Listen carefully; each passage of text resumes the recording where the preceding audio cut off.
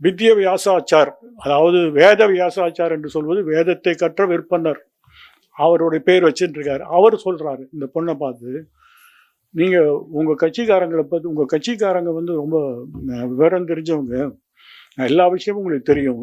நாளைக்கு அவங்களுடைய ஹஸ்பண்ட் வந்து என்ன அண்டர்வேர் போட்டுன்னு வரான்ங்கிற கலர் கூட உங்களுக்கு தெரியும்னு சொல்றாரு. இது எப்படி சம்மந்தம் கிடையாது.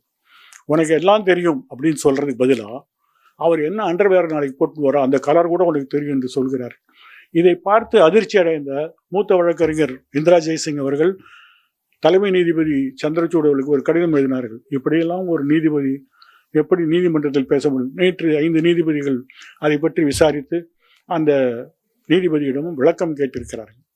ஒரு உயர்நீதிமன்ற நீதிபதியாக இருப்பவர் ஒரு பெண்ணை பார்த்து அவர் நீதிமன்றத்தில் அவர் ஒரு தற்சார்பு விளக்கம், செல்ஃப் எக்ஸ்பிளனேஷன் கொடுக்குறாரு. என்ன கொடுக்குறாருன்னா, நான் இந்த வக்கீலை பற்றி சொல்லலை, வக்கீலோட கட்சி பாரம், அது இன்னும் மோசம்.